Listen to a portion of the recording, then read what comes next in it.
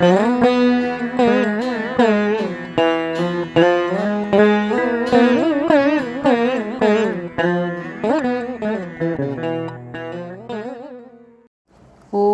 ஸ்ரீ ஆதிசக்தியே போற்றி போற்றி. மயிலை கற்பகாம்பாள் தாயே போற்றி போற்றி. ஆதாரம் ஏதும் இன்றி அடைவாயோ எம் சன்னதி, ஆகாயம் விரிந்தாளன்றி ஒடுங்குமோ உமது சக்தி. ஏகாந்தம் நிலைக்கும் என்றால் கற்பகமே துணை புரியும், ஈஸ்வரனின் சன்னதியில் கற்பகாம்பிகையே சந்நிதம். ஆலயம் என்பது ஊனுடலாகும், சக்தி பீடமே மனோன்மணியாகும். கற்பக விருட்சமாய் விரிந்தாளும் தன்மையே கற்பகாம்பிகை என்றுணர குளிரும் மானுட மனம். 7 பிறவி கடந்தாலும் 14 லோகங்களை கடந்தாலும் எங்கும் நிலைக்கும் எமது சன்னதி, விரிந்த ஞானத்தின் பிரதிநிதியாய் எங்கும் ஒளிரும் எமது அணுசக்தி. அன்பு நிறை மானுடர்கள் ஈஸ்வரரை பற்றிடவே எமை அணுகி நின்றிட காலமது ஒடுங்கியதால் ஈஸ்வர சன்னதியும் விரிந்தே நின்றது.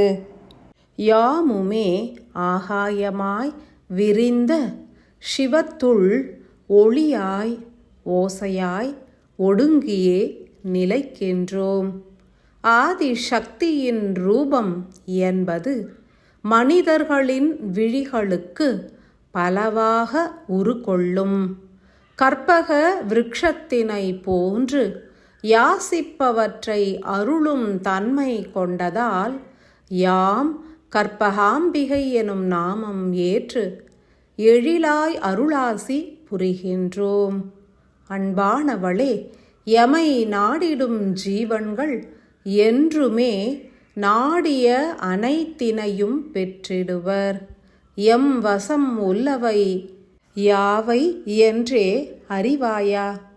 சகல லோகங்களும் எம்மிடம் உள்ளது, அனைத்திற்கும் யாம் அதிபதியாவோம். காலமும் என்னுள் அடக்கம், காலனும் என்னுள் அடக்கம், கபாலியும் எம்முள் அடக்கம். இருப்பினும் யாம் என்றுமே அடக்கத்தின் உச்சமாய் ஒடுங்கி நிலைத்திடவே முனைந்திருப்போம்.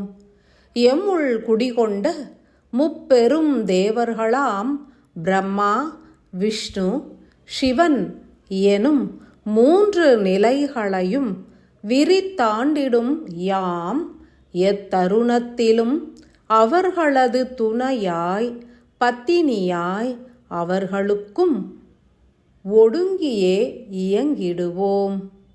யாம் விரிதலின் உச்சம் சென்றால் 2 யுகங்கள் இப்பூமியிலே கடக்கும் என்றும், யாம் ஒடுங்குதலின் உச்சம் சென்றால் மீண்டும் 2 யுகங்கள் இப்பூமியில் கடக்கும் என்றுமே உணர்வாயாக. கலி எல்லை எனப்படும் சதுர்யுக எல்லையில் வசிக்கும் மானுட ஜீவன்கள் அனைவரும் எமை உணர்வாய் ஏற்றிருப்பர். ஏனெனில் அனைத்து ஜீவன்களுக்கும் யாம் உயிராகவே செயல்புரிகின்றோம். உயிர் அணு என்பது அனைத்து ஜீவராசிகளுக்கும் உண்டு. யாமே தொடர்பு நிலையில் உயிர்களை இயக்குகின்றோம். எவ்விதம் என்றறிவாய்? உயிர்களின் இயக்கத்திற்கு சிவமாகிய ஆன்மாவின் ஆற்றல்கள் பகிரப்படல் வேண்டும். எத்தருணத்தில் உயிருக்கான சக்தி நிலைகள் ஆன்ம ஆற்றல்களின் மூலம் பெறப்படுவது குன்றுகின்றதோ அத்தருணம் யாம் பூரணமாய் ஒடுங்குவதன் மூலம் அதீத சக்தியினை அருளிடுவோம். உணர்வாயாக.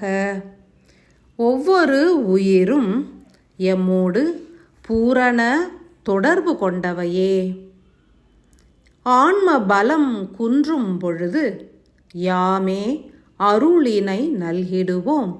எனினும் யாம் ஈசனாம் ஆன்மாவினுள் ஒடுங்கினால் மாத்திரமே மானுட உயிர்களும் எழிலாய் ஆன்ம ஆற்றலை பெற்றிட இயலும். அறிவினால் உணர வேண்டுமா? உணர்வாயாக. மாயை என்பது இப்புவி வாழ்வினை நிலையற்றதாக எடுத்துரைக்கும். கர்மங்களோ நிலையற்ற உலகில் மீண்டும் மீண்டும் பிறந்துவிட வழிவகை புரியும். எனினும் ஆன்மாவினுள் யாம் ஒடுங்கிவிட்டால் அனைத்துயிர்களும் ஒடுங்கி கர்மங்களிலிருந்து எளிதாய் விடுபடும்.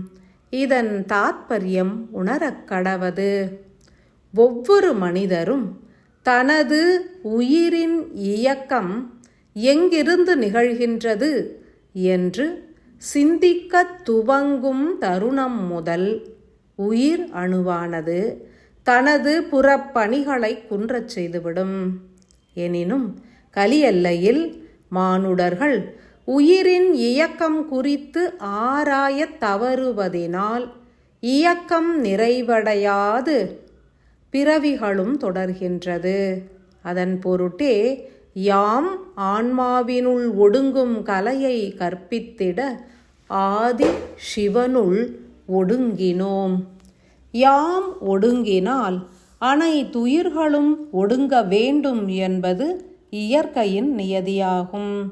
இனி வரும் காலங்களில் யாம் இப்புவியில் ஒற்றை ரூபமே ஏற்றிடுவோம். ஆதி விளக்கு எனும் ஈச ரூபமே எமது வசிப்பிடமாகும். பஞ்சபூதங்களும் பெரும் மாற்றம் அடைய உள்ள நிலையில் யாம் பிரளய கால தேவியாக, மானுடர்களை காக்கும் சக்தியாக ஆதி விளக்கினில் குடிகொள்ள முனைந்துள்ளோம்.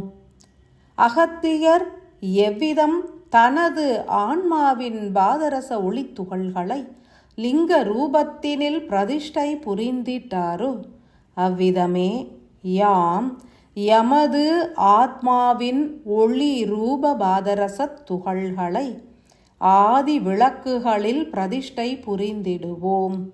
மூல மைய சக்தி கரு எனும் எமது ஆத்ம சக்தியினை யாம் ஆதி விளக்கு எனும் பெரும் ரூபத்தினில் பிரதிஷ்டை புரிந்திடுவோம்.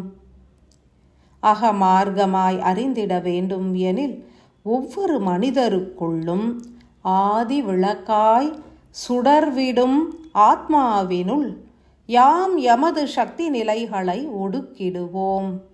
எனில் மானுட உயிர்கள் அனைத்தும் தத்தமது புறப்பணிகளை குன்றச் செய்து முக்தியினை நாடி ஆன்மாவாகிய இறைவனிடம் சிவ ஆற்றல்களிடம் சமர்ப்பணம் புரிந்திடுவர். அதன் பின்னர் பலரும் எளிதாய் ஆன்ம தரிசனம் காண்பர். ஆன்ம ஒளியினால் இயங்கத் துவங்குவர். இத்தருணத்தில் ஒடுங்கிய அம்பிகையின் அருள் பிரவாகம் காணும் நிலை உதித்துள்ளது. அனைத்துலக உயிர்களும் ஒடுங்கும் எனும் சத்திய வாக்கினை யாம் வழங்குகின்றோம். இதனை எவ்விதம் உணர்வது? அனைவரும் ஒரு நாழிகை நேரம் தனித்து அமர்ந்து சக்தி நிலைகளின் மீது முழு கவனமும் செலுத்தினால் உடலின் சக்தி ஒடுங்கி பின் மாற்று ரூபத்தினில் விரிவதனை உணரலாம். மனிதர்கள் தனது உயிரின் ஒடுக்கத்தை உணர்ந்துவிட்டால் வாழ்வு வீரியம் அடைவதனையும் ஒவ்வொரு புற நிகழ்வுகளும் பன்மடங்கு மாற்றம் அடைவதனையும் சொற்களும் செயல்களும் குன்றி மௌன நிலை ஓங்குவதனையும் உணரலாம். இருப்பினும் இறை பணி மீது பெரும் நாட்டம் உதிக்கும்.